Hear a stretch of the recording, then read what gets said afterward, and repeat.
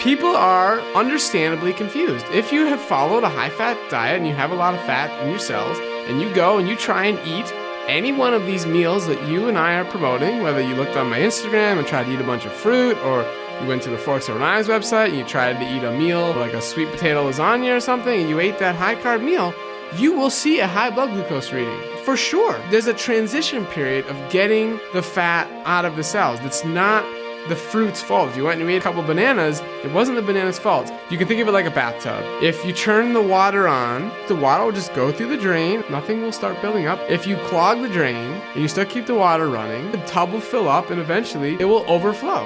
And so that's what's happening here. So the sugar in the bloodstream, you're getting too much. It's overflowing. Do you blame the water or do you blame the fact that somebody clogged the drain? The Vidal Speaks podcast. Episode 66, Robby Barbaro, Healing and Helping Diabetes with a Plant-Based Diet.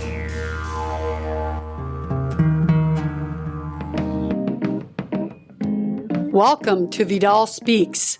My name is Deborah Vidal, former 11-year LPGA golf pro turned classical homeopath, certified plant-based nutritionist, and wellness coach. Each week here on Vidal Speaks, we bring you knowledge, inspiration, or natural remedies to help you take charge of your health and feel your best.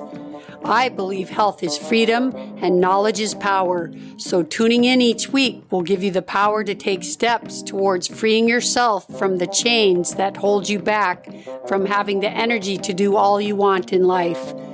No matter where you are in your journey of wellness, Vidal Speaks can help.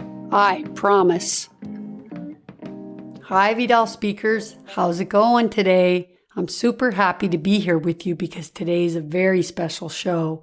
You'll learn why in a minute. But we're going to learn today about diabetes, both type 1 and type 2, and what their differences are and the myths behind this disease. You'll learn today how wrongly most doctors guide their patients when it comes to diet. The Diabetes Association is like all these other industries out there that take money from the meat and dairy industry. Therefore, you can't trust their advice, which is so sad. So I had to find the right person. Who better than a person that has type 1 diabetes himself since the age 12, and he decided to find the truth for us.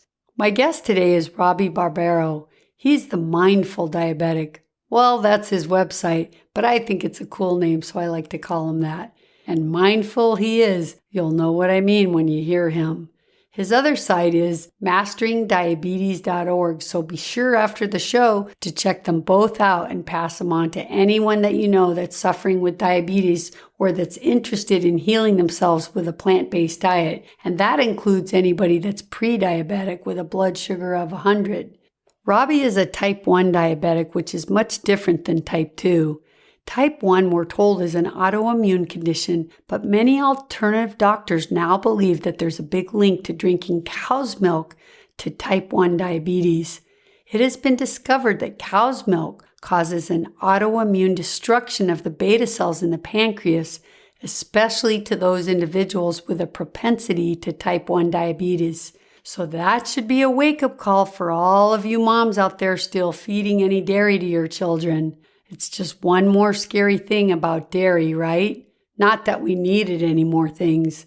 Today's show is very special for me because, like Robby, my sister Mary had type 1 diabetes. She was diagnosed at the age 18 when she was pregnant with her lovely daughter Nicole. It's not that uncommon for women to become diabetic during pregnancy, but in Mary's case, hers never left, and she was called a brittle diabetic, which means her sugars were up and down all day and hard to control. It was a huge struggle for her. Her full name was Mary Vidal Wong, and she passed away at the age 37, and so I dedicate this show to her, along with her daughter Nicole Wong, her son Rocky Wong, my dad, Dr. Jose Vidal, who is still around at 92 years old, and my siblings, Becky, Joe, and Tina. May this information today help many out there to learn the truths about what diet to eat to heal or manage diabetes in the best way possible. Okay, let's go meet Robby. But before we do that, I just want to let you know that you're going to need your listening ears on or your concentration ears because Robby is full of information. And it's probably a good idea to come back to this show and re-listen again and just take some good notes because there's a lot of good stuff in this episode. So we're almost ready to talk to Robby, but let me tell you a little bit about him first.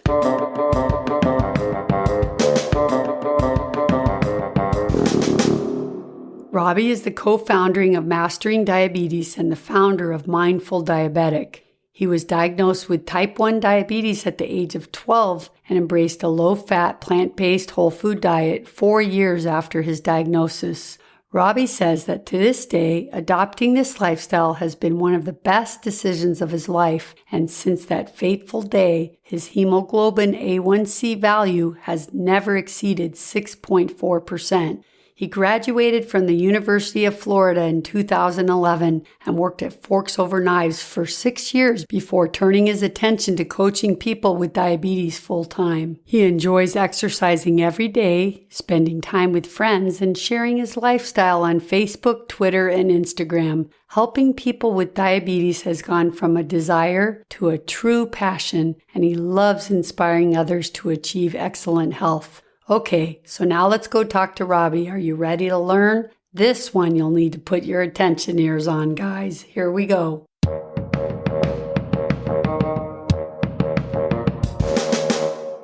Hi, Robby. Thanks for joining me on the Vidal Speaks podcast. You really were one of the guests that were at the top of my list to get, so thank you. It's an honor to be here, and be here in person is even better. Yeah, I couldn't believe when you said you lived in Santa Monica. That was like, yes, cool, you're coming here. So welcome, as we call it, welcome to the knob. Thank you. Thank you. And you know, I have a special place in my heart for diabetics and just diabetic research and people doing anything good in the field of diabetes because my sister, Mary, she had diabetes. So I'm going to dedicate this show to her and then her children, Rocky and Nicole, and of course my dad who's still here. But anyways, I'm so excited to hear about what you're doing. But before we start, we need to hear about your story because a lot of people might not know who you are or what you're doing. So tell us about your story. I'd love to share. So I was diagnosed with type 1 diabetes in January of 2002. So I was 12, about to turn 13. And my older brother actually has type 1 diabetes. So my family was familiar with it, and I was complaining for a while to my mom, like, I think I have diabetes like Steve. Like, I'm thirsty all the time, going to the bathroom all the time. And she's like, no, don't be silly, And then she was gone on a trip. We were living in Minnesota at the time, and her and my dad, they were in Florida looking at houses because we were going to move there. And it was just me and my older brother at the house. And she called me and checked in and was like, hey, how's it going? Is everything okay? And I was like, no, like last night I couldn't sleep. I was cramping all night. And she's like, okay, go upstairs and use your brother's blood sugar meter and test yourself. So I did that, and I was like well over 400. You're supposed to be between 70 and 120. And my brother was like, yep, you have type 1 diabetes. Pack your bag. You're going to be going to the hospital for a few days. So I didn't really know what hit me until maybe a little bit later. But we went to the general doctor, and they'd run a few tests. And I remember being in the room, and they came back from the test. They're like, yeah, you have type 1. And my brother's like crying, like, I'm sorry you have to go through this. So it was, and then my parents, they flew back that night, and they just told me in the hospital that it's just an inconvenience, and don't worry, you can still do, whatever you want with life. And that was the way they raised me, and it was great. So that was my diagnosis story. And then eventually I was following a standard American diet. And, in the beginning, you're in the honeymoon phase, your control's pretty good anyways. But I was very diligent about measuring the carbs I was eating and taking the right insulin. And we were living in Minnesota, so my parents wanted the best care possible. So they would take me to the Mayo Clinic, where you have a bunch of doctors. You have the endocrinologist, you have a nutritionist, you see a psychologist, and all that stuff. So one of the problems with that, though, is this diagnosis is treated very differently between doctors. Like there's still some old-fashioned beliefs about diet and nutrition and endocrinologist procedures with diabetes. So sometimes you think you have the best care, and it's still not the most research-based or modern research-based care, right? I certainly wish that when I was diagnosed, I was told about the information I know today about how you can take the best care of yourself. And I think there's also when you're first diagnosed, there's a particular window there that might allow for some healing. So, we did this online summit called the Mastering Diabetes Online Summit. People can still check it out right now.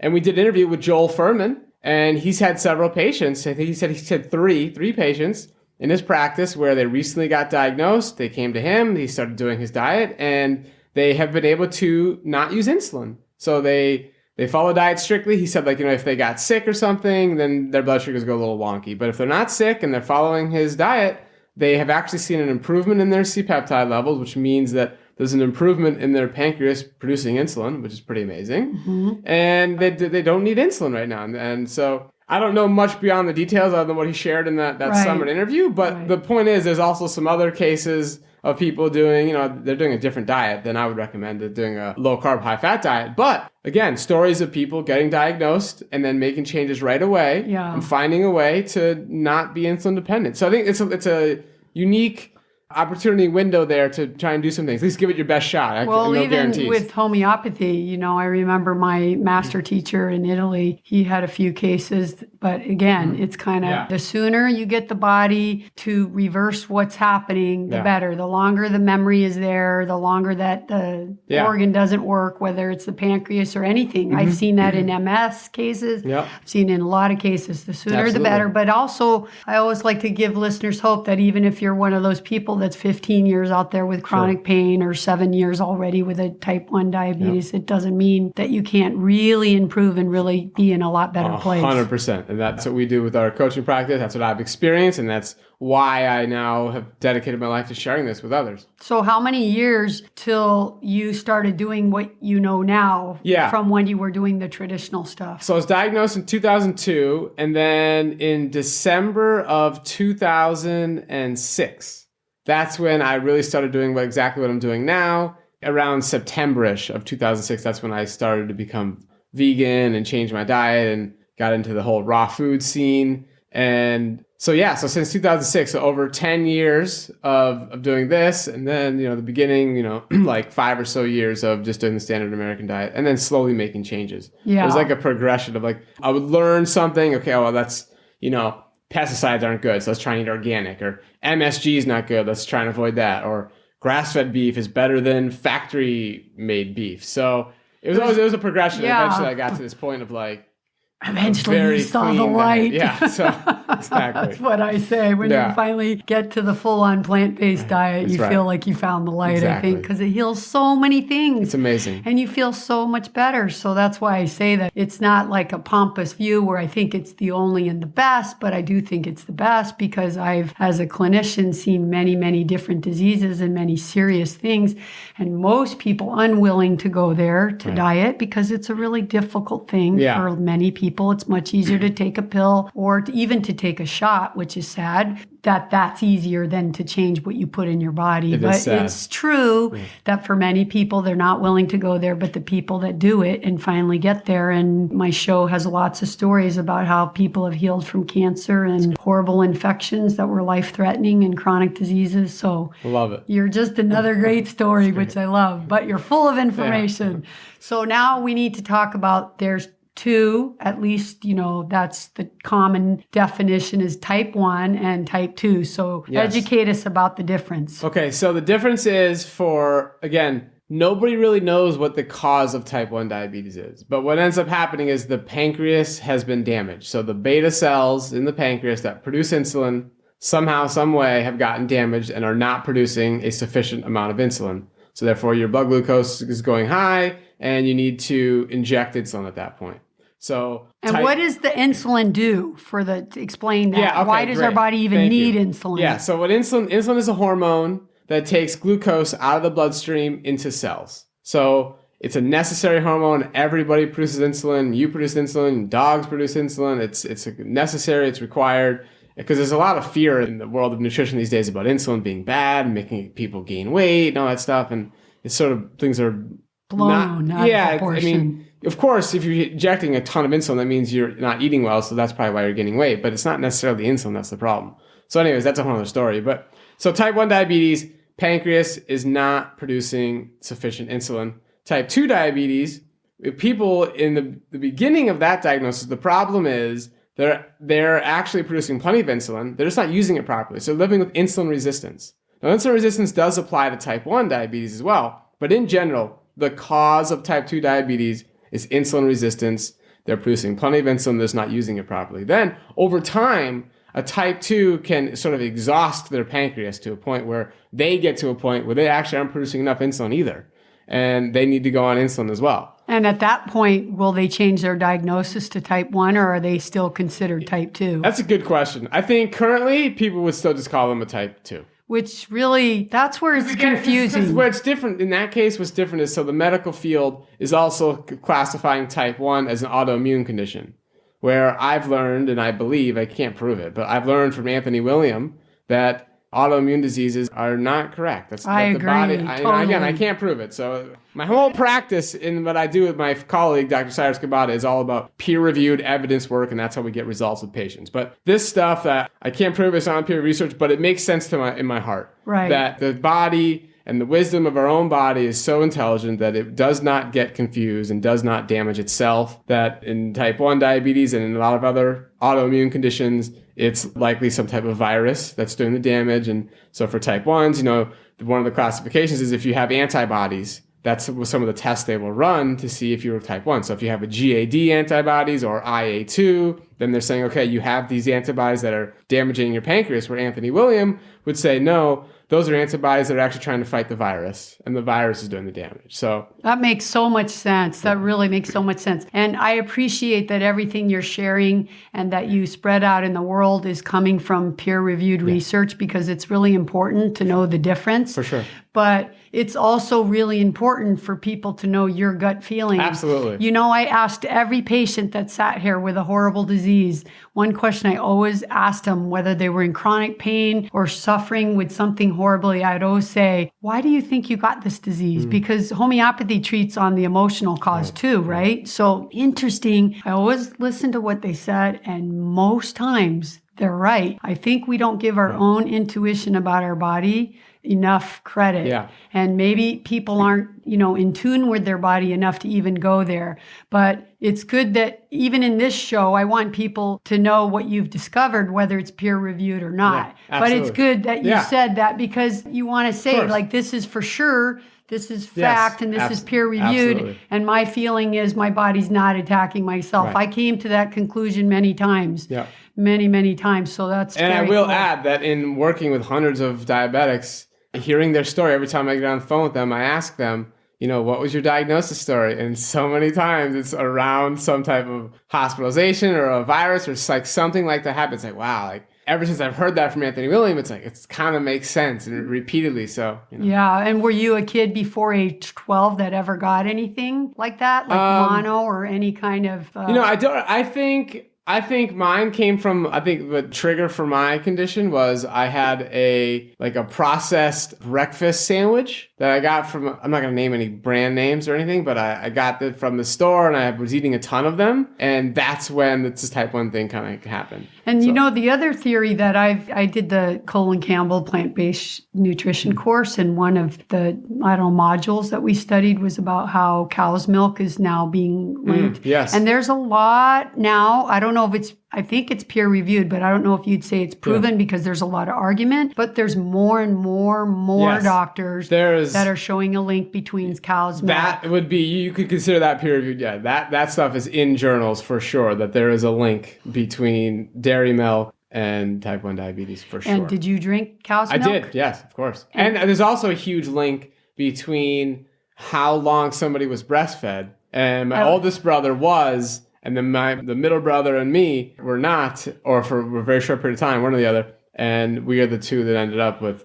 And that was my very next question, because I ask every patient that, were you breastfed and how long? Right. And it's amazing because, you're young, so it's almost kind of surprising that you weren't. But sometimes there's situations where moms have to go to work or doctors tell you, that's what they told my mom. Right. We just need to give you an injection and dry up your milk because it's so much easier to do in a bottle, and it's not doing anything to nurse your baby, but just an inconvenience. Crazy. Oh my God, it's crazy. So is. the first one was nurse and the next 4 were not. And it's sad. I wish you could go back and redo that, but you can't. But that's really interesting. We can all learn moving forward. Yeah, but that was one of my questions for you. I was wondering if you were nurse. Okay, so now type 2 diabetes, at least it always starts out as insulin resistance. Exactly. In the beginning, if you get diagnosed with type 2 and you start making changes right away, you can totally eliminate that condition from your life. And do you think they could totally eliminate it even if they've had it 10 years?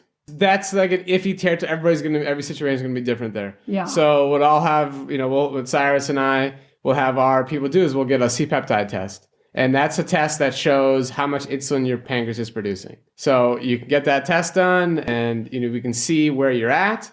And a newly diagnosed person will very often be very high. Somebody who's had it for a long time. And we've had several people come to our practice who they were diagnosed as type 2, had it for a long time, didn't take care of it, and their C-peptide is low. Like they're going to need insulin until we find a way to rejuvenate beta cells, which is something we're all working on. And what's the name of that? C-peptide. C-peptide. C-peptide. And you can actually go to, I think it's requestalab.com, and you can order that test for like $79. You can get a lab court. You want to see that high.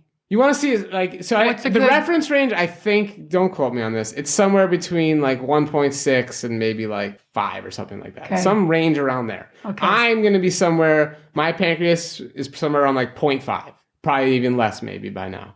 And so that's like way, way, way low. So you want to be somewhere in the range. So you can talk to the person you do the test with, and but in general, if you're doing it fasting, you might be on the lower end because it doesn't need to produce that much. Well, it's a fasting test, but you can also do what's called a stimulated C-peptide test, and that's where you eat food and then you get the test done like an hour after you ate the food, and then when you do a stimulated C-peptide test, your numbers should be much higher because the pancreas should be working pretty hard right there. And is there any risk to being high in that? Yeah, there's not if you're super high. That's an indication that you are living with insulin resistance and your body is needing to produce like an excess amount of insulin in order to get these sugars into the cells. So kind of a warning. Yeah, basically. So, that's really, in our practice, that's really what we actually focus on is reversing insulin resistance because that applies to both type 1 and type 2. So type 1... So insulin resistance in general, basically what that is when there is too much fat stored inside cells. So when there's fat stored in tissues that are not designed to store fat, so that's the muscle and liver, and there's too much fat inside those cells, then the insulin cannot work properly. It cannot open the door. Basically, the lock is gummed up. And in that case, your body's it just produces more and more insulin to sort of try and overcome it, kind of like jam through the lock to a certain extent. And that's a problem. And that's linked to a lot of health conditions, including heart disease, which is our nation's #1 killer. So right. Because it's common, right? Yeah. They have both. Absolutely. Most exactly. people with type 2 have heart disease. Of course. And that's the #1 killer of type 1 diabetics as well. So it's the type 1 community, you get diagnosed and they're kind of like, just they want to emphasize to kids and people, you can still be normal. Don't worry about it. You just inject insulin to cover what you eat. And, it's just very vague information. And that's not a good way to look at it because as a type 1, we know what our blood glucose is all the time. We're always testing ourselves. And we know how many carbs we're eating because we're measuring our carbs, and we know how much insulin we're taking. So we can objectively and quickly and easily monitor our insulin sensitivity. How much insulin am I injecting for the number of carbs that I'm eating? And the reason you want to be insulin sensitive, the reason you want to take like a reasonable amount of insulin for the amount of carbs you're eating is because you don't want to die the complications of type 1 diabetes. So if you're insulin resistant, it's a warning sign that you're increasing your chances of these other conditions like heart disease. Right. But many other things like blindness and nerve degeneration. And, I said this on the podcast probably 4 times already, but I'm still in shock. One of our friends said to Lloyd, oh, well, I'm not worried if I get diabetes because there's medication for that. And I'm like, seriously? Sad. Do you know what the side effects? Yeah. You know how complicated? My dad's an ophthalmologist. He's seen diabetics lose their sight. Right. You've seen people have their feet and their toes cut off. Absolutely. Do you really think it's okay to just take the medication that is not a cure? Yeah. So it's more, that's that's why I love what you're doing, because it really is about health, getting healthy. And if that is totally taking the insulin out of their, protocol, great. If it's improving it by 80%, great. For sure. But they're going to feel a lot better doing that. In everybody's case, we're just, whatever the situation is, we're always trying to get people to a healthy level of insulin use. So everybody's pancreas, no matter what you're eating, well, I shouldn't say that, but everybody's pancreas is designed to produce a healthy amount of insulin. So for type 1s, you have this confusion of people trying to get to a point where they take a very, very small, and let me take 0, the smaller the better. Like, no, that's not true. And that's where they get very confused about people trying a ketosis diet.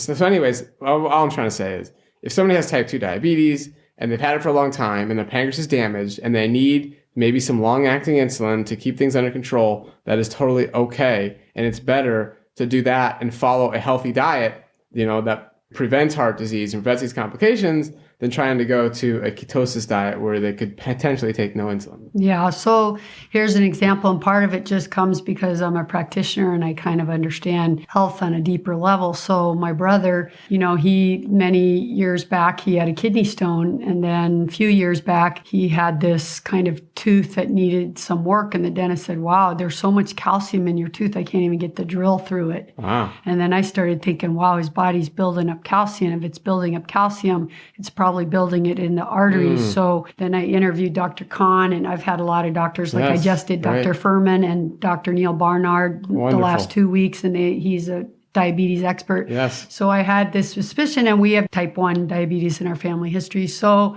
I told him, first, I want you to do this calcium heart scan, because that's what Dr. Kahn recommends, because I had this idea, if he's building calcium, maybe it's in his arteries. I learned about that from Dr. Kahn as well. Yeah, and it was high. His number was not, it was 450. That's still high for his age. And then, of course, that told me, okay, now, and then I did his blood sugar, and he was fasting 122. So that's on the edge. Yes. So it's showing you, look, I don't know if I can say I caught it early for his arteries, because that's still pretty high. He's got some work to do now to get that undone. Right. But diabetes-wise, it's so lucky we did what we did, right? Yeah. So for like 6 weeks now, he's been doing celery juice every morning. Wow, he's a taxi driver. He takes all his fresh fruit. That's great. Buying fruit all day, eating salads. He's doing some other vegan foods, but his whole diet's plant-based. Love it. And I told him, I said, look, at blood sugar at 122, and probably 1 month eating and juicing the way you are and eating fruit like that, I bet it'll be normal again. That fasting number should definitely drop. And I think that the artery thing takes more time, but if he keeps eating like that, I have no concerns that he won't be able to reverse that. It's my fight is always, because then you go to a regular doctor and then they tell you that diet doesn't have any impact and they want to throw all the drugs on you. But thankfully, my whole family's kind of conditioned into doing it the natural way first. Good. But that's a good story, because to me, this is like the average person. They go for their first checkup, they kind of have no symptoms,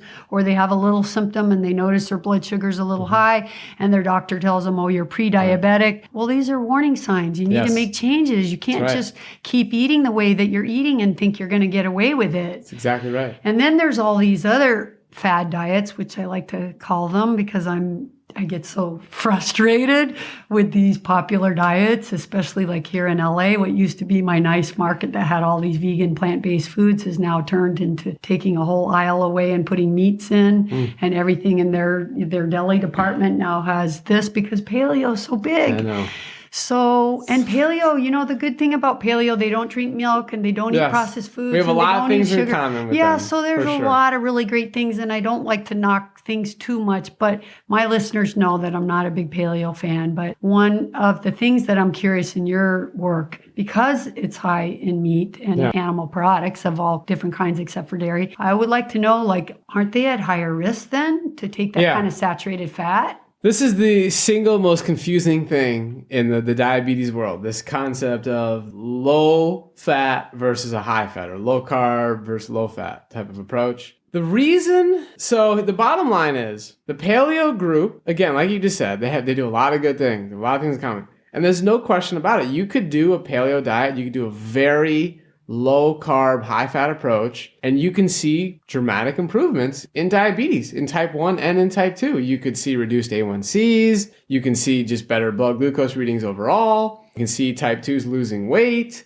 and getting off all their meds. There's plenty of case histories for that. And that's where people get confused, because then you'll hear people like me and the people you've interviewed, Dr. Joel Furman, Dr. Kynes, the same people we interviewed for our summit. And you hear them saying, no, these foods are bad. They lead to more diabetes. They lead to more heart attacks. And you got these other people saying, no, I reversed my diabetes doing this. So it's very confusing. And the bottom line is, the way I explain to people is there's nothing you can accomplish on the low carb approach that you can't also accomplish on the plant-based approach, plus the extra benefits of the plant-based approach. So the plant-based diet is, you got Dr. Elson's work, Dr. Dean Ornish's work, who we interviewed both of them for our summit, and they talk about how peer-reviewed research that reverses heart disease. It is the only research out there. The paleo movement does not have that. They don't have any. And I just think, on that alone, that's our nation's number one killer. That alone to me is enough. Right. But then when to me, it's just pure logic. There's just a certain amount of logic behind telling somebody to eat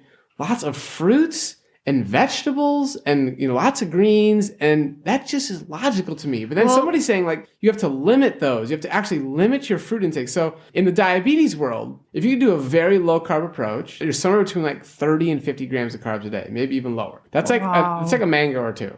And it's you literally, to follow that, you literally have to limit vegetable consumption. My dinner salads, when I make a salad that has romaine lettuce, arugula, spinach, bell peppers, and tomatoes, before I even add the fruit, I'm over 30 grams of carbs just from vegetables. So the idea of limiting those foods to me is just not logical. And I'm just guaranteeing to people that when it comes for type 2 diabetes, when it comes to losing weight, when it comes to getting off medication, lowering your A1C, lowering your fasting blood glucose readings, feeling amazing, you can absolutely accomplish all that on this approach. So I don't know why you'd even need to look anywhere else. Right. And if you did the paleo diet and you healed and reversed your diabetes, but... Here's the thing. Okay, so then the next point on that one. Because they kind of did and they kind of didn't. Right. On the paleo approach, if you do that, one of the ways you measure whether or not somebody's living with diabetes or not, and you measure insulin resistance, is an oral glucose tolerance test. So if you do the paleo approach and then you try and do an oral glucose tolerance test, you will fail because you're insulin resistant. You can't eat that many grams of carbs. Literally, the test itself is 75 grams of carbs. So if they have adopted to live in a ketosis way and adopted to live off of fat, when they go and try and do that test, that shows, they're just using a different marker. They're saying, oh, my fasting blood glucose is low and my A1C is low, therefore I don't have diabetes. But I think they're missing a bigger picture there. They are insulin resistant. There's no question about it. They could do a euglycemic test or a glucose tolerance test to display that they're living with insulin resistance, and they're increasing their chances of many of these other diseases. Which shows you that there's several testing that all has to come out normal to really show that really you don't have diabetes anymore. So maybe we should go there. I want to know, okay, fasting glucose, that's the usual way. That should be under 100. And that's all under 100. Yeah. And if you're 100 now, they consider that pre-diabetes kind of. But in the old days, like when I grew up, it was kind of 70 to 110. Now they're kind of 70 to 100 is safer, under 100 better, under 90 even better. Yeah, I think it gets, there's a range of error on the meters. It gets a little crazy. It's somewhere around 100, underneath 100.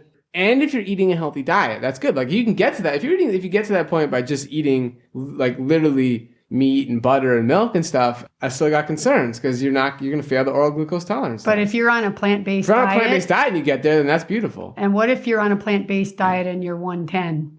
Honestly, I wouldn't be worried about that. Some of that information my perspective comes from, I've learned from Dr. John McDougall, and he writes a lot about this. And again, he talked about this in our online summit, which is free if people want to check it out. It's on our website.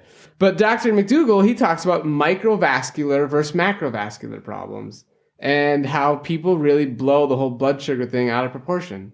Obviously it's important. He's not telling people to just have a 200 is okay or something. But if you're eating the right foods, your C-peptide level is good. You're eventually, if you stay with it, you're probably going to get to underneath 100. But in the interim phase of the journey of getting there, if you're at 110 for a couple months or something in the morning, it's not the end of the world. So then the next big test that we know, or maybe the listeners don't know, but they should know, is the A1C. Can you even explain what that is? Yeah, so A1C is simply an indicator of what your blood glucose has been the past 3 months. And so that's a good, just general test to see where's your diabetes health.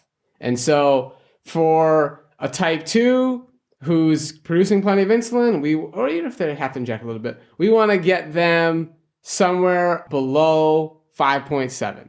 That's where you want to get a type 2.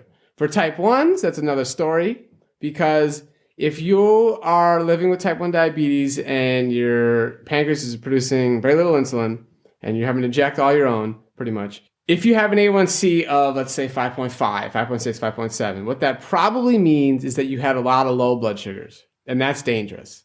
So it's not, we don't really advise people to try and get their A1C that low. It's more between a 6 and a 6.5 would be a better goal for a type 1, and just to reduce their frequency of going low. So it's possible as a type 1 to follow a high carb, low fat approach and get a really, really good A1C. You just have to be super on top of it. You have to test all the time. You have to make micro corrections. If you're a little bit high, if you're 150 or 170, you put in a half a unit or a unit to get you back down.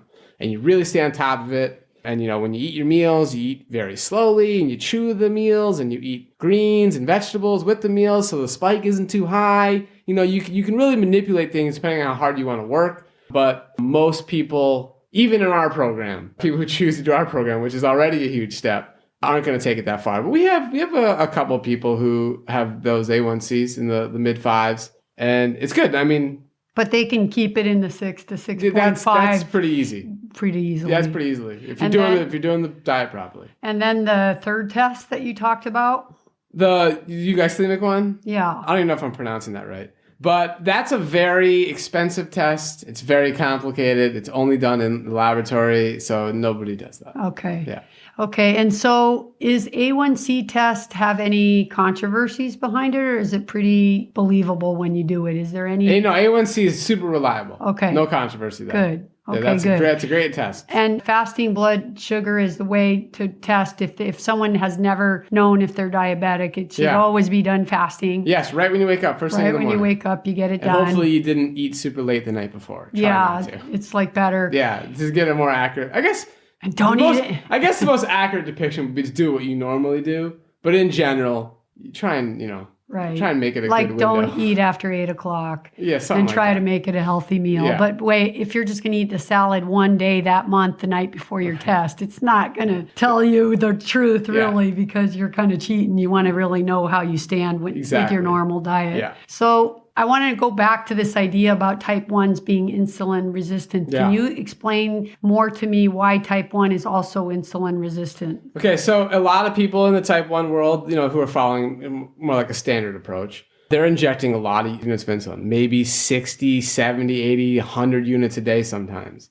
And if somebody's doing that, they're definitely insulin resistant, because the normal insulin production should be, if you weren't living with diabetes, your pancreas is going to produce maybe somewhere between like 20 to 40 or so units on its own. So that's where we want to get. So pretty much everybody in our program who does what we ask them to do, I would say almost very small number of people would be injecting anywhere more than like 40 units a day. And they're having 200, 300, 400, 500 grams of carbs a day. Me and Cyrus, we are very active. We eat a lot. I'm in the 750s, 800 grams of carbs per day. And just to give some reference, the American Diabetes Association is more like 60 grams of carbs per meal. So that's kind of maybe 200 max or so around there. And we're way above that. The low carb people are 30 or 50 grams total for the day. Wow. So that's a big difference there.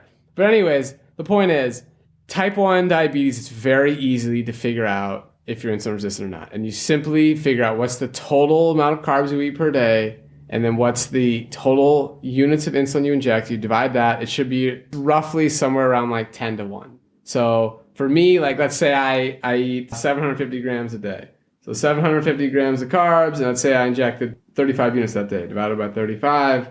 That's a 21 to 1 ratio. So that's over the 24-hour period. So that's super easy. So you want to try and get somewhere around 10 to 1 or higher. That is as simple as that. And when you're insulin resistant, you wouldn't come out with that number. Yeah, it's going to be lower. So let's say, people will come to our program. Let's see, they're having 150 grams of carbs per day total, and they're using 60 units of insulin. That would be 2.5 to 1. I see. Yeah. So we do these retreats in Idlewild, California, and people come and for 4 days. We feed them our food, which is just literally buffet at every single meal, fruits and vegetables. And at nighttime we have beans and steamed veggies.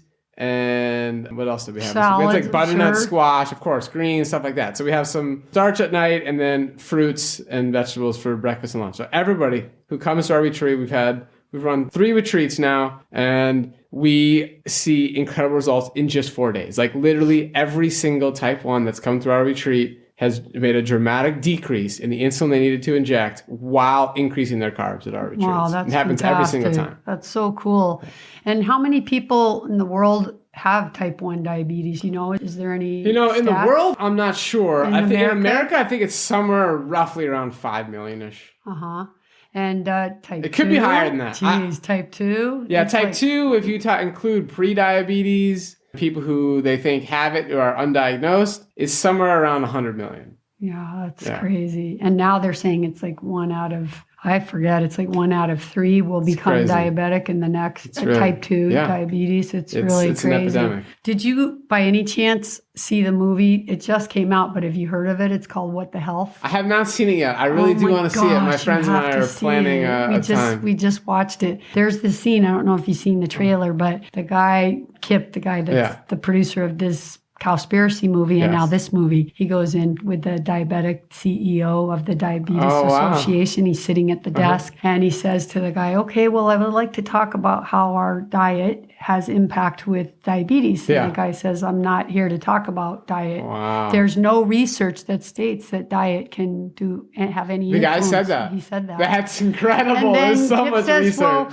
I have research right here. Actually, there's many peer-reviewed studies. I have one here from, I forget, some country in Europe. And I have another one here. And the guy gets up off his desk and you can just see he's completely irritated. And he's like, I'm not here to talk about this. This is that all. sounds like a funny scene, but a sad scene. It's sad. Yeah. And he ends up, and Kip said, well, why are you getting so angry at me? I'm willing to share. He goes, look, I'll show you the studies right now before we continue the thing. And he's like, I'm not interested, and this is all baloney. Well, anyway, the guy takes off his mic, puts down the microphone on the desk, walks out of the room. He says, this interview is over. And he just leaves on him. And the guy, Kip, goes back to his desk, and you see him Googling diabetic.org or Diabetes Association sponsors. Turns out it's like Hershey's, Dannon Yogurt, all this crap food companies, meat industries, all the things that cause diabetes, right? It's very sad. And one of the things he said to the guy is, why is it on your website that when you show the diet of what to eat, you're showing the meals of the very foods that have been shown to cause diabetes? Well, that's when the guy was kind of losing it. Sure. He couldn't hear it from them. But the reason it's good is because it points the truth out. Right. And how you explained it is how Dr. Barnard explained it about the fat getting into the cells. This isn't about a sugar. Dr. Barnard will explain it very eloquently.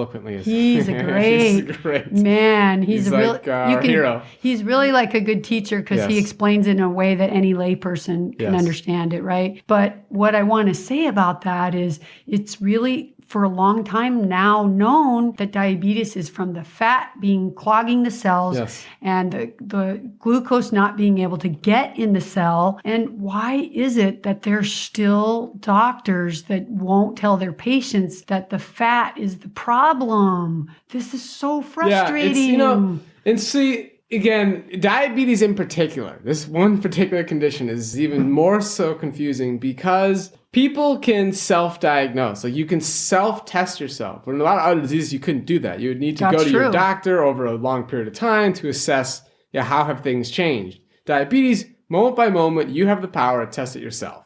So people are understandably confused. If you have followed a high-fat diet and you have a lot of fat in your cells and you go and you try and eat any one of these meals that you and I are promoting, whether you looked on my Instagram and tried to eat a bunch of fruit, or you went to the Forks Over Knives website and you tried to eat a meal, like a sweet potato lasagna or something, and you ate that high-carb meal, you will see a high blood glucose reading, for sure. Because there's a transition period of getting the fat out of the cells. That's not the fruit's fault. If you went and you ate a couple bananas, it wasn't the banana's fault. So the analogy I give, which I learned from Matt Letterman, who is the doctor in Forks Over Knives, and his wife Alona, and they wrote the book, The Forks Over Knives Plan, amazing people. And so his analogy that I learned from him was that you can think of it like a bathtub. If you turn the water on, the water will just go through the drain.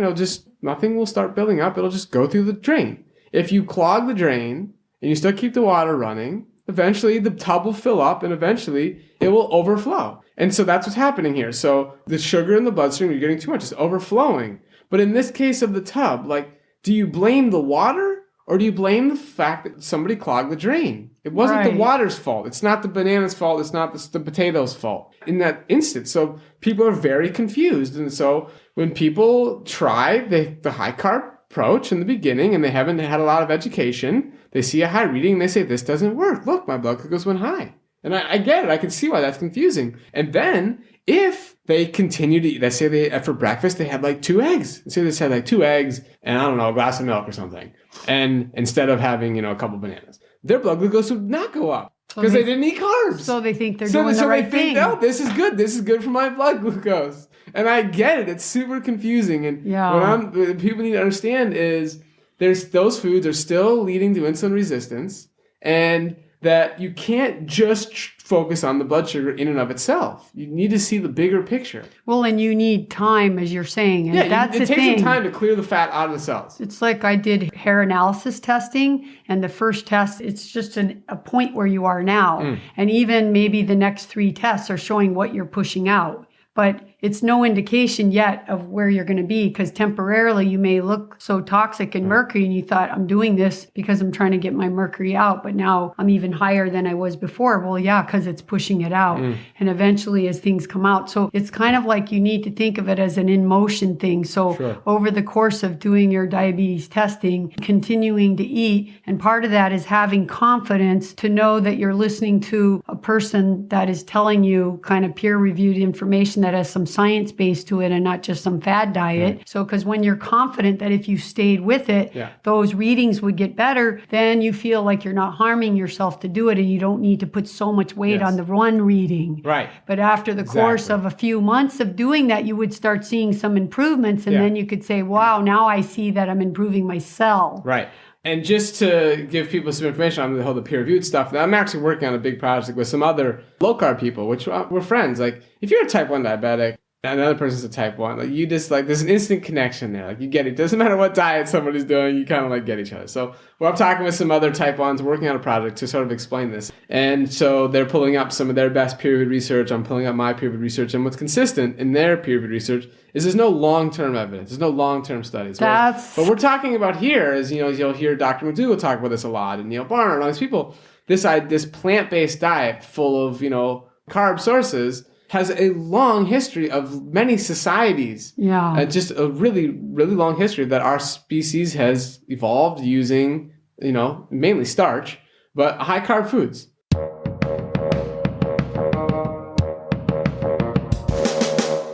Time to take a break and get a drink and move, of course. I'm sure you were concentrating immensely the last 30 or 40 minutes, so move around and don't forget to breathe. I just want to tell you again that my site's been updated, so if you're interested in purchasing or looking for that water distiller, I want to let you know that you need to go under the shop button, and then you'll see a bunch of categories. Right now it's in the kitchen tools and gadgets category, but I think I'm going to put it in its own category. So if you're looking for it right now, look under the kitchen tools category. I use the My Pure Water countertop model. I love it. If you want to drink pure water too, then distilled water is the only kind of water to drink. Filtered water and RO or reverse osmosis water still has nanoplastic molecules in it. So drinking distilled and taking ionic minerals is a win-win, because then you get pure water and then you get to ingest the real minerals that your body can absorb, not the ones from rocks that are in filtered and spring water. My favorite minerals, as you guys know, are good state ionic minerals, and you can check them out on my site too, under that shop button, but they have their own tab. And lastly, just a reminder to review the show, pass it on, and use that Amazon banner so you can show your support for the efforts that go into this show. I so appreciate all of you guys. Thanks for spreading the word, and keep it up, because we're growing fast And that's all because of you. So thank you. Okay, now back to the show.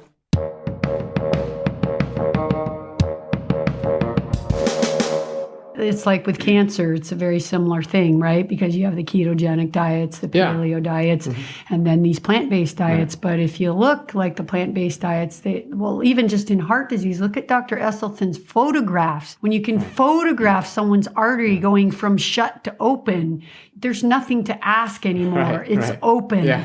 But when you say eat paleo or eat high protein or saturated fat doesn't hurt you, show me the artery, show me the artery, show me the pictures. It's like they don't have that stuff. That's the problem. And the ketogenic diet in cancer, many people said they healed their cancer, but actually the doctor that was promoting that diet who recently died, Dr. Kelly, it was I think a year ago or something he died, and before he died, he came to the conclusion that in the long term they were getting recurrences. And it wasn't as beneficial.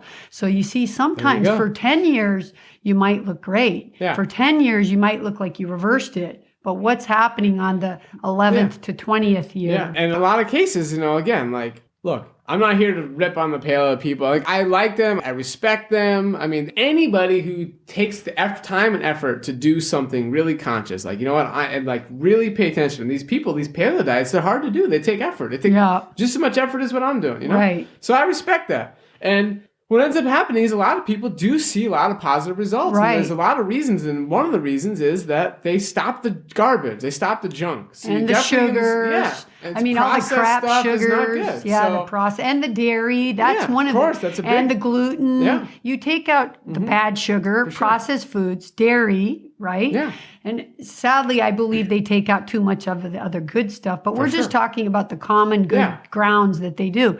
They do a lot of things right. But I think, by cutting out some of the healthy foods and the healthy vegetables and the healthy grains and the beans, I don't agree with that. Yeah. But cutting out fruit. Fruit. Well, that's my next question. Okay. Talk about fruit all day. What percentage of your diet is fruit? Okay, so I've been doing this for over 10 years. And when I first started, the first week, I worked with this guy, Dr. Graham. He wrote a book called The 80-10-10 Diet. And first week, I ate nothing but bananas. Literally just bananas for every single meal. The next week, I ate bananas and lettuce. And after that, I added mono meals, which is where when you sit down and you just eat one fruit for the meal. That's it. That's a mono meal. I added mono meals of various fruits. It was grapes, maybe some cantaloupe, some watermelon.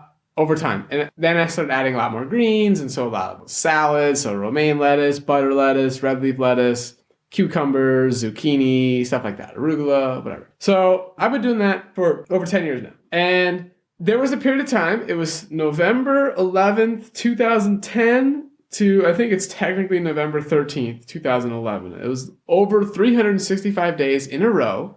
I documented every single thing that went in my mouth, and I took pictures of it, and it's all on the internet. So I documented, it was so detailed, it's not even funny. I had the exact gram of everything I ate because I measured out on a scale. I had the water content, so you could see how much water was in the food that I was eating, like what percent by mass of the food was water. And then I would, if it was a meal of 3 different things, I would measure out the total water content of the meal, like you'd balance it out. Like if I did a smoothie, so if I put bananas and water and dates in the blender, I would calculate the water that I put in and okay, what's the water content of the smoothie? It was fascinating. Wow. So anyways, and then I have pictures of every single meal. And then I have the nutrition data, like how many grams of protein, how many grams of fat, how much, all this stuff. So all that's on the internet. And if I'm remembering correctly, I also had a document at the very bottom of those things, those screenshots. And I also documented all my diabetes data. Every single insulin injection, every single blood glucose reading was all charted on a graph, and it's all for 365 days in a row. So you have the food data, the insulin data, you can look at them side by side.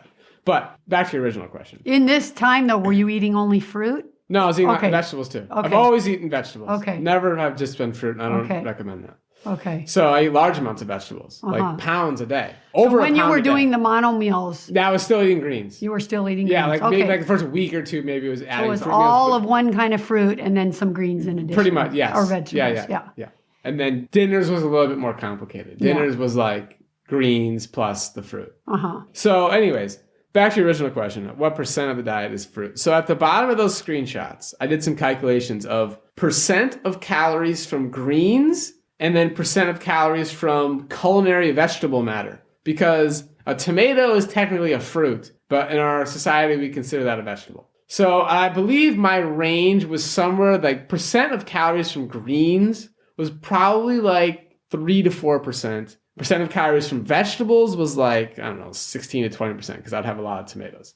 So if you want like an objective answer, like percent of calories of my diet that's fruit is probably like, I don't know, 80, 85%. Wow. I don't really think about it like that. It doesn't, That's so cool though. yeah. I get my energy from fruit. It's simple as that. But what I love about that is because fruit is the new enemy. Fruit is the new horrible thing. We have a guy right now, a friend of ours, that was given 3 years to live because he has his doctor said his organs, he grows these big tumors and his organs are going to kind of just explode from the inside out. He's a bodybuilder, lived on whey protein and animal protein and dairy whey protein for I don't know, probably 20 years, and he's probably 40 years old. He's not old. We said to him, would you consider eating some fruit? Because what do you have to lose? You should move in the direction of trying for a month a plant-based diet and eat some fruit. And he goes, I'll never eat fruit. Fruit's bad for you. And I'm just like, the guy's going to go to his grave thinking that fruit is going to kill him when he's dying already. The fruit fear is so crazy and so illogical because like people have this fear about sugar and stuff. Yeah. And it's like, it's completely different. The fruit comes with water, it comes with fiber, it comes with vitamins and minerals and antioxidants. It's completely different. There is literally no research to show anything negative about fruit consumption. It doesn't exist. I would love somebody to send me a peer-reviewed study showing that anything bad happened when people increase their fruit consumption. Matter of fact, I was just looking on Joel Kahn's, I've heard this from Dr. Michael Greger before in some of his videos, but I'm going to pull this up right now on Dr. Kahn's Instagram. But there's a study that shows the number one, I don't want to say it incorrectly. Basically, the more fruit you eat, the less chance you have of disease in general. I'm going to pull this up. Hold on. Here it is. Worldwide, lack of fruit in diet is the number one factor with shortened lifespan. So they have this chart. So basically, essentially, they looked at it and said, people who live a short life, what's the thing that's missing? It's like, it's fruit. People who have a longer lifespan, they're eating fruit. Well, this guy, he's 40 and he's got 3 years to live and he hasn't eaten any fruit, so he falls right into that study. But, it's also partly because you hate to name names, but there are alternative doctors out there that are big name doctors that will tell you that fruit sugar is the same bad as corn syrup. We have no evidence. Literally, that's the funny thing. And again, I respect them. I'm sure they're nice people, sure they mean well. But as the consumer, reading peer-reviewed study is actually not that hard. And reading an abstract is not that hard. And finding the study is not that hard. Just have the pride inside your own self, your own confidence, and actually ask them, where is the evidence? Show me the paper. I'd like to go look at the paper. I'd like to go on Google and read the abstract. It doesn't exist. And I know Anthony William is really big on fruit and he's trying to reverse this fear, as I've always been, because part of it is, like you said, you got to think about it. It's a God-given food that has beautiful colors. We're so attracted to it. It tastes so good. And it's full of sweetness and it has so many colors, more colors than all our veggies, certainly more color than the dead brown meat thing. But if color matters because of high antioxidant, then why would we turn away things that are purple and blue and bright red and orange that are filled with, and it's so easy to digest. Absolutely. Your body works so little to break it down. It's so sad that these people are so afraid of fruit. It's one of my big things to try to get people to not worry about. And that's why I was so happy when I saw your website. It's like heal with fruit. I'm like, oh my gosh, I got it. So type 1s should be no more afraid of fruit. Absolutely not. Or more attracted to it than someone that 100%. doesn't have it. It increases your insulin sensitivity. But again, part of what we're teaching or doing with our practice I do with Dr. Cyrus Kambata is we're teaching people beyond just diabetes numbers. I mean, your overall health. I mean, fruit is something that's going to lead to better overall health. It literally makes people feel happy. We have this new person who joined our group. He's saying how fruit's actually making him happier. Like they're happier because they're eating more fruit. And a lot of people come to our program. They've been told, I can't eat fruit. And then once they are told they can't eat fruit as living with diabetes, it's just like it opens up their mind and it's amazing. And for type 1s, look, I'm not trying to sugarcoat anything here. Like, it's not an easy thing to manage. You have to pay attention to be careful. So for type 1, if you want to eat fruit and control your blood glucose curve, I'll give you guys a few little tips here. Number 1, is you need to pay attention to your insulin timing. So when you are injecting insulin, you're trying to do something everybody else's body normally does with an infinite wisdom far beyond our comprehension. And there's actually there's different phases of insulin. There's phase 1, phase 2, phase 3. And basically there's insulin in your pancreas. It's just ready to go. You eat, it's ready to go. It's ready to keep your blood glucose in a good range. So for us, when we inject the insulin, we need to make sure it's working. So if you're going to eat a fruit meal, a low-fat fruit meal, or even a higher carb meal, potato, quinoa, whatever, that glucose is because you're eating it in the absence of fat. That glucose is going to get in your bloodstream much quicker than when you were following a more of a standard diet. So insulin timing becomes even more important. Now, insulin timing, this is like diabetes 101. Like when you're first diagnosed, you're told to inject and wait like 10, 15 minutes before you eat. But it becomes even more important as a type 1 trying to eat high carb meals, and you have to make sure your blood glucose is around 120 and going down, meaning that the insulin is working. Because you want the insulin to be working and bringing you down while you're eating the food. That's going to make it so that blood glucose curve is a little bit more balanced. You don't want to spike up super high and then come right, spiking up a little high isn't the end of the world. But in general, for people who really want to get that curve more like a rolling hill, number 1, you got to focus on insulin timing. Number 2, make sure to chew your meals. So smoothies are cool, but they're good and they're great and they're a better option for most people, but it's not ideal for anybody. And especially not for people living with diabetes who want to manage their blood glucose. It's better to chew the food. It makes you eat it slower and you're chewing, and that there's a whole biological importance there.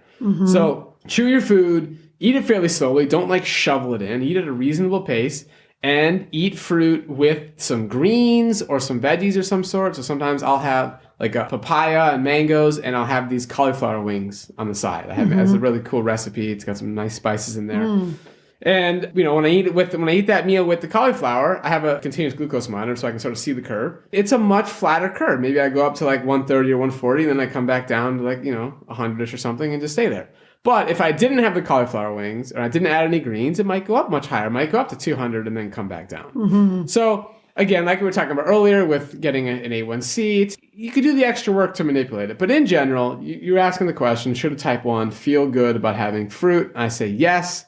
Pay attention to some of these key things and you'll feel even better about it and you'll get things under control. So insulin timing, eating the whole food, not necessarily a smoothie, and adding some greens and veggies with the fruit is super important. And just to add to the insulin timing thing, people will be shocked if they actually, or I should say type 1s will be shocked to see how long sometimes it takes for the insulin to work. Like if you start out at maybe 150, you might actually be going up a little bit. It's slowly creeping up, and you inject the insulin, and you test yourself in 15 minutes, you might be 160 because the insulin hasn't really caught up yet. So now you're at 160. You got to wait another 15 minutes. In 15 minutes, you might be 140. And wait another 15 minutes. Now you're maybe getting closer to the 120ish range. Now it's time to eat. So that's 45-minute window where you needed to wait to make this work. And people don't know that. Nobody taught them that, and they get very confused. And type 1s, they'll be trying the fruit and they'll be like, I started at 150, I waited 15 minutes, I ate the fruit and I went up to 300. I'm like, well, there's some other factors here. Right. And that's just, insulin timing is a basic factor, but then there's also the factor of, look, how long you've been doing this, you're probably still living with some insulin resistance, are you moving your body? There's other factors. But I will tell people, I will promise to people every ounce of my soul that a type 1 diabetic can enjoy fruit in abundance and see terrific blood glucose readings every single time. That's so great because it's such a wonderful food. And I, live with my sister not feeling like she could eat any of those foods because especially back then, it was really about drinking milk, eating proteins.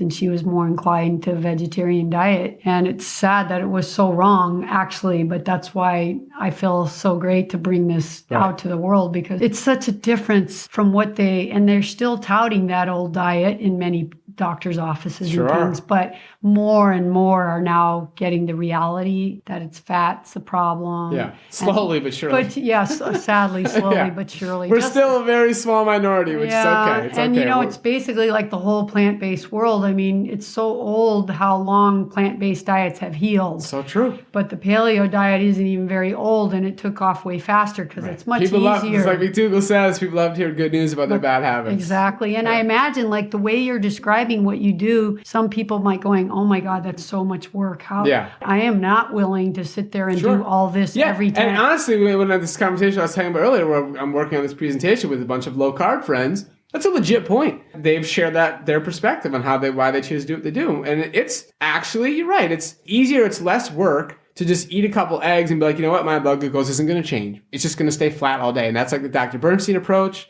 I respect that guy. I get it. That's why he's doing what he's doing. They like that flat line curve. You don't have the ups and downs. You don't have to really wait for the insulin timing. You don't really have to calculate carbs. Like, I get the ease. That's a choice. I personally think there's going to be some huge consequences by choosing that short-term thing. And I also believe that following the high carb thing doesn't have to be that hard. Like I can teach you a lot of systems and ways to make it go easier, not be as complicated. But granted, it's never going to be as easy and as flat as eating less than 30 grams of carbs a day. Yeah, sometimes ease is always the first choice, but it's to me what they have to consider is it might seem easy now, it might fix the problem now, but what are the long-term complications? Right. And there are no studies that in 20 or 30 years of doing that, A, that they wouldn't have heart disease, and B, that their diabetes would still be. I will say. This is where it gets even more confusing. Dr. Bernstein himself, this guy is an amazing story of somebody who literally is eating less than 30 grams of carbs a day, dramatically improved his health in a lot of ways. He's very old. I forget how old he is. He's 70s, 80s, type 1, living, very happy, active life. He's a doctor. He works with so I think he's an exception. But again, right. I just want to always acknowledge the other side for the success that they do have and why the person they're looking up to. And I get it. But again, I'm just here to say that everything I believe in all my heart, everything Richard Bernstein has accomplished in his overall health, and he had some challenges earlier on that he then reversed and got better. I'm here to say that you can get every single one of those benefits while still following. You couldn't have as good of blood glucose as he has. He has literally an 80 blood glucose all day, essentially. Other than that, overall health, quality of life, enjoying your food, you can accomplish everything with this approach as well.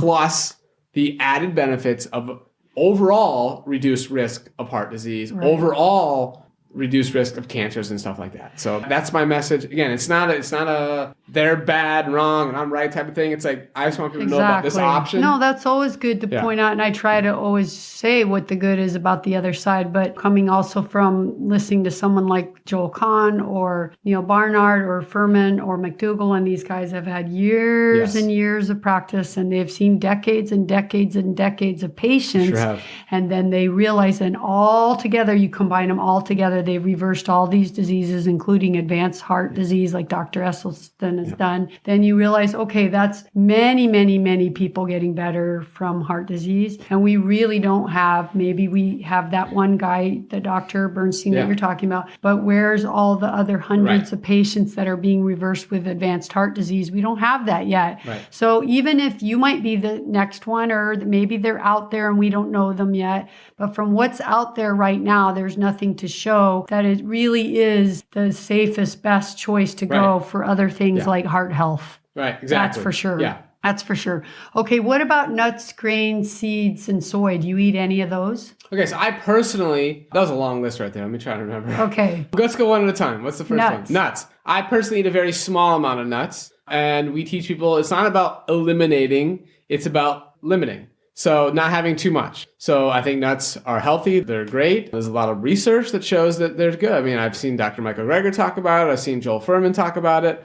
They're good. But I can objectively show you over and over again, if you have too much, it leads to insulin resistance. And I can see that in myself and plenty of other type 1s as well. Well, because they're high fat. They're high fat, exactly. And if we're trying to lower the fat for diabetes, then you want to probably be careful. And also for weight loss. If you're trying to lose weight, then you got to talk about calorie density. And they're very calorie dense food. It's easy to eat too much. So, and some people, having them around and having a small amount in the diet leads to just you can't control yourself. So you have too much. So it's better to sometimes just say no, avoid them. And is that the same for seeds? Because they're also high fat. Yes, seeds the same thing. Okay. What about grains? Grains. Okay. Grains.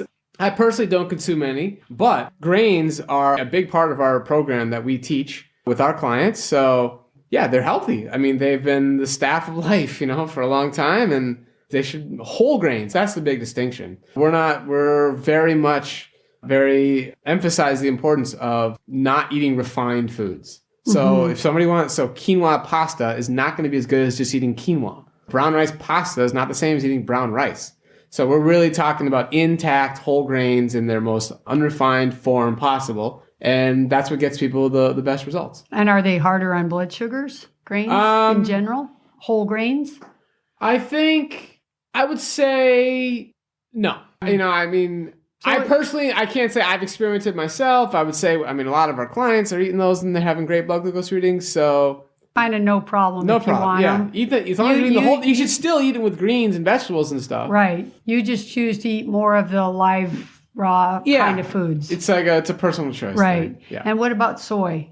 I personally don't eat any soy. I haven't had any in over 10 years. But again, that's another food where there's a lot of, I think, misconceptions. Maybe you have I don't know what you think about it. But I worked at Forks Over Knives for over 6 years, so I had a great opportunity to network with a lot of these doctors in this movement. And, I helped publish some of the articles that we, in the early days of managing the website and all that. And, they talk frequently about how soy in its unprocessed form is actually great. It actually does the opposite of what people say it does. So it does. You probably know more about soy than me. But. Well, I say, it's the number one GMO food. There's a lot of horrible, nasty soy out there that's grown with GMO seeds. That's bad, and they're feeding it all to the cows that then you're getting all that. But if you take an organic, I always preach just eat organic soy. And I get the sprouted kind because even better. Right. Unprocessed. Unprocessed, totally unprocessed, no problem. I eat some soy. I'm kind of more right now on this diet of eating definitely more raw and more fruits and big salads, and because we did this big cleanse that I was telling you about, and it's been really good.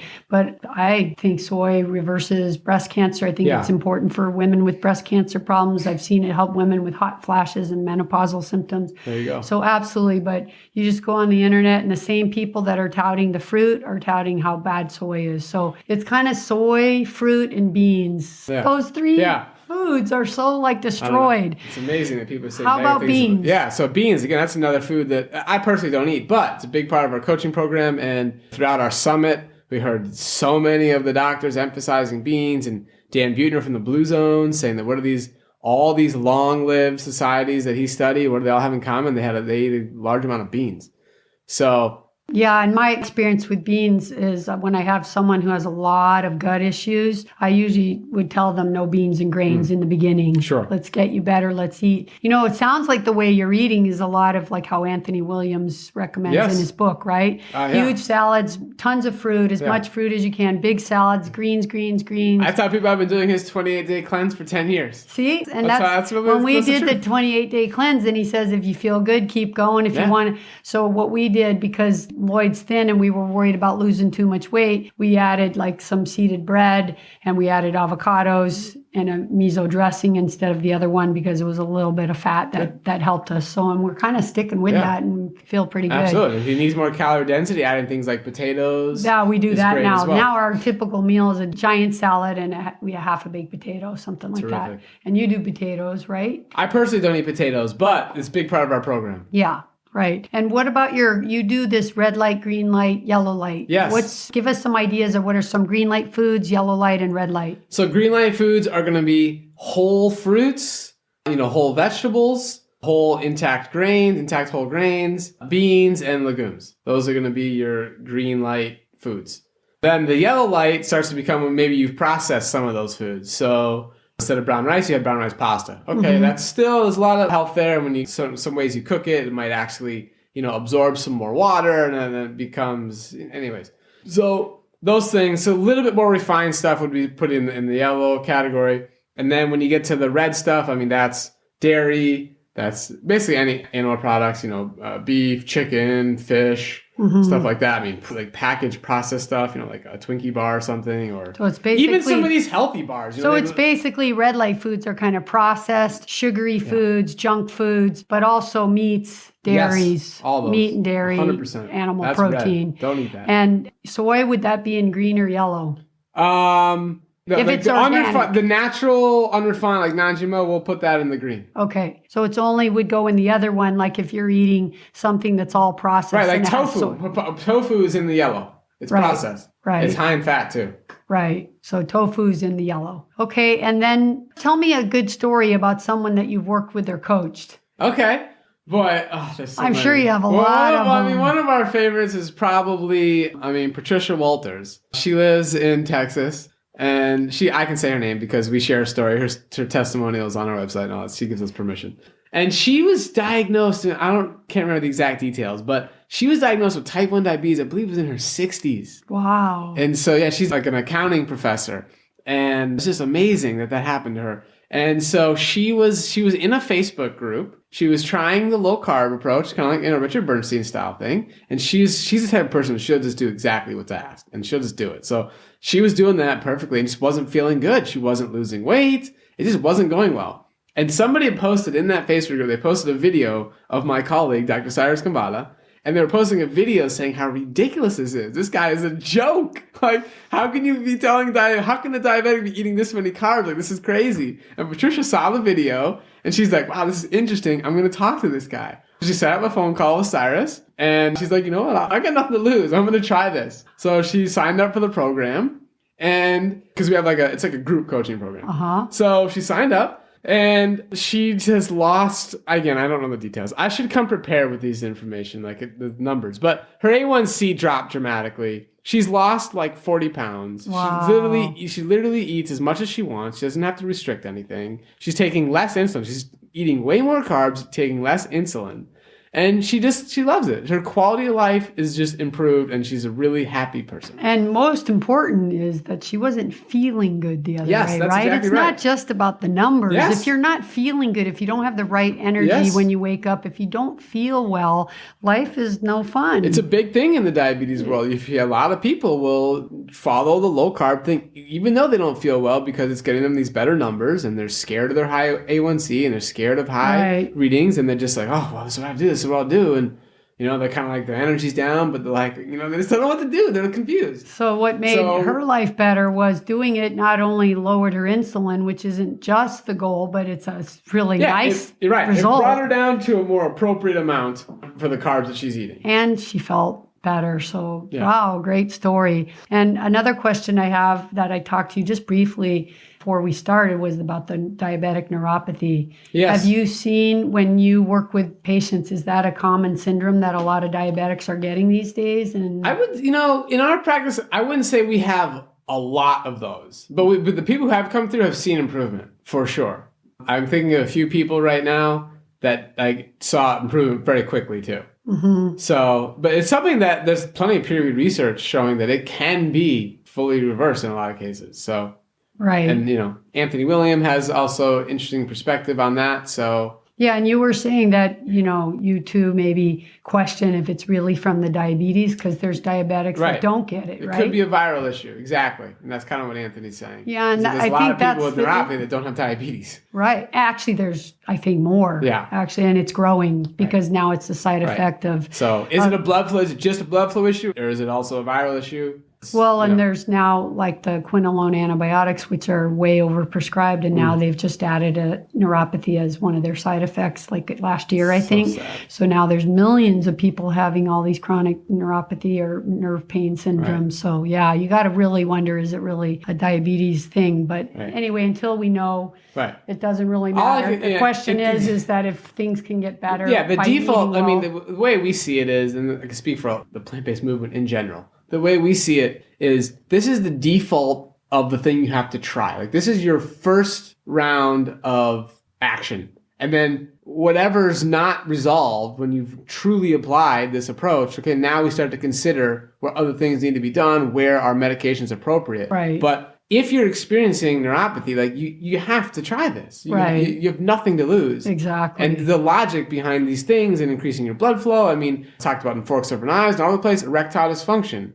I mean, how do you fix this? There's a blood flow problem. How do you fix that? So we have countless people that and it's all related. Joel Kahn talks about that all day. He talks about that all the time. He talks about that in our summit. So I mean, it's just like the logic and the evidence out there to say you want to increase blood flow and solve that problem is, a whole food plant-based diet is the place to go. Well, and when you see hundreds of thousands or millions probably of patients, and if you count the world, millions and millions that have diabetes and heart disease and erectile dysfunction, you realize it's all the same problem. Right, exactly. That there's fat in the cells, there's fat in the arteries, that our bodies are overloaded with fat. And so that could help eliminate some of the confusion about fat, high fat, no fat, low fat, whatever. Do some testing, see where you stand with your arteries, your heart, Absolutely. your blood sugar, and then you'll kind of know how much fat you can be healthy with. That's what I always say. There's not one answer. It's going to be different for where you are in your state of disease. Absolutely. Right? Okay, and so lastly, tell people how they can follow you in your work. Yeah, so the best thing to do is go to masteringdiabetes.org. That's the website that Cyrus and I have, and that's where you can find about our coaching. So we have a coaching tab on there. You just click that. We have our summit. You can sign up for that for free. But honestly, the easiest way,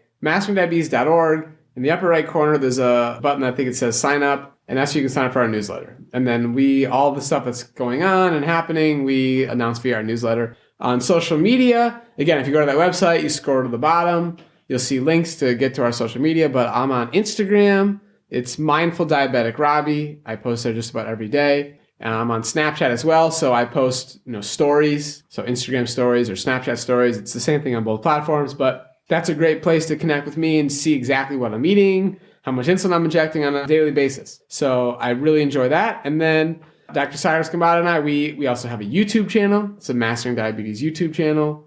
So again, you can go and check that out. You can find us on YouTube. We got some great videos up there. But, if you sign up for the newsletter, you'll get notified when we do a new video. So that's really the best way to connect. Cool. And just last thing is I want you to give somebody that maybe is diagnosed with type 2 diabetes, either newly and feeling overwhelmed, or the person who's had it for 20 years and feels awful on their medications and sits like those people in the movie with their 12 bottles and saying, this can't be my life. What 3 tips can you give them to just feel like to have some hope? Okay, I'll give you 3 tips. It's kind of self-promotional, but I'm going to do it anyways. Yeah. I got no fear and shame in promoting myself. Good. That's why you're doing what you're doing. Step 1, we have a free Facebook group. It's called the Mastering Diabetes Support Group. Join that group and start communicating with that group of people because they're going to help you out. So that's step 1. Step 2, we have this online summit, the Mastering Diabetes Summit. Okay, you sign up, you get to watch the interviews. Right now, I think it's for 48 hours, and if you want to buy it, you can buy it. But literally, that series of videos is so specific to all the diabetes issues, like all the questions you could have, and having the confidence of, am I doing the right thing, is in that summit. We have interviewed the best. Dr. Dean Ornish, Dr. Joel Kahn, Dr. Neil Barnard, Joel Furman, if I didn't say that already. So many great people. Dr. Matt Letterman, Dr. Michael Greger. I mean, I might have repeated some there, but amazing people, amazing experience, amazing credentials. All your questions will be answered. Okay, so this is kind of the information gathering mode. And then step 3 is try it. And just honestly, the best way to do it is to buy the book, The Forks Over Knives Plan. This is going to be step 3, okay? Buy the book, The Forks Over Knives Plan, and that's going to walk you through step by step, 1 week at a time. It's broken up into 4 weeks. So change your breakfast, change your lunch, change your dinner, and then put it all together. And so you have that. So if you did all 3 of those steps, you joined our Facebook group, the free Facebook group, you either watched the free summit or bought the summit, and then you got that book, like you're going to have all the evidence you need. You're going to have all the confidence. Now you have the book that has recipes, tells you what to do, and you can actually communicate with the people in the Facebook group about, hey, how's it? Like show pictures of what you're eating, communicate with people, and the people are going to help you. Great. It's simple. Perfect. Thank you so much. You got it. This was fantastic. Thanks so much for driving all the way over here from Santa Monica. Absolutely. Sometimes it's not that easy, but Saturdays are better. Much better, and it's so much fun to meet people in person. So thank you for the opportunity. I really appreciate it. Thank you.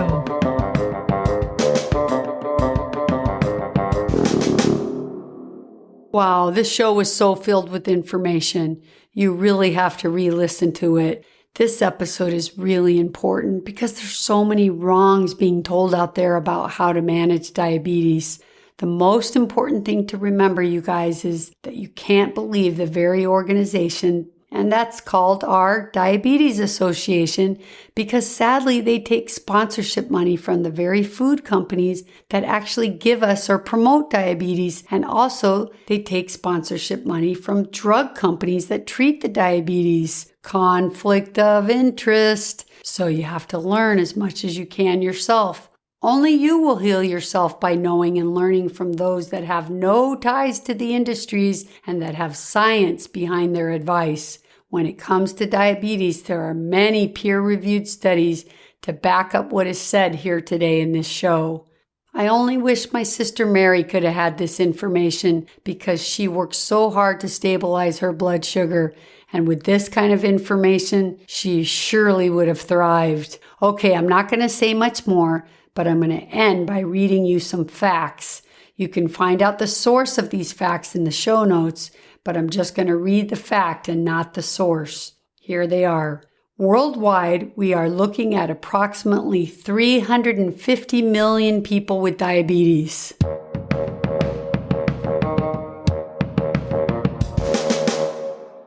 One out of 3 Medicare dollars is spent on people with diabetes.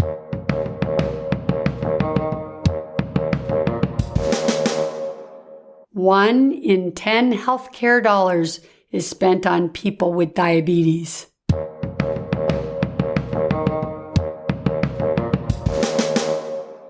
Two-thirds of adults are either overweight or obese.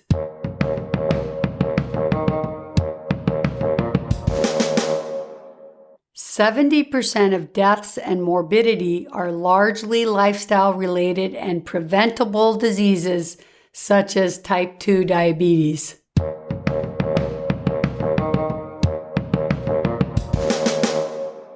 Most kids by the age of 10 in the U.S. have fatty streaks in their arteries.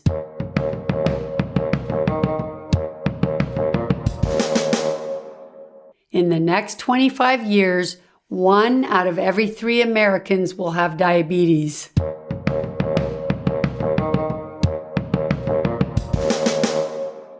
Diabetes is not caused by eating a high carbohydrate diet or sugar.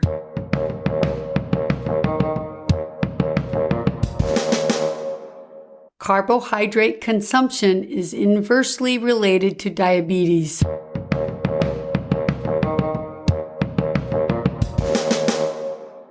If a child gets diabetes, 19 years could be taken off their lifespan.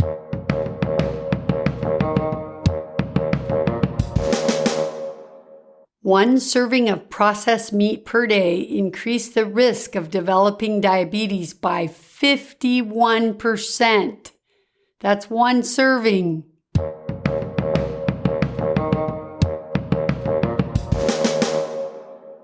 American Diabetes Association features recipes for red and processed meats.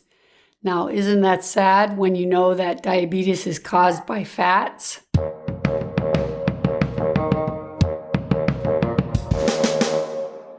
Okay, so I'm going to tell you 2 last facts. But remember that most have type 2 diabetes and also have heart disease. So here are 2 facts about heart disease that are astounding and hopefully enough to wake you up to the truth. Over 17 million people die every year from cardiovascular disease.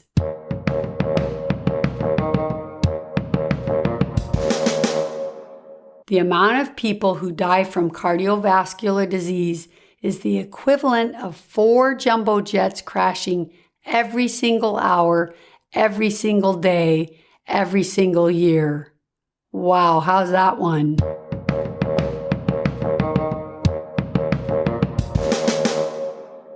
Do I need to say more? I think those facts speak for themselves and we should just leave with those thoughts in our mind. But be sure to check out Robby's work and spread the word to all of those people that you know who have diabetes.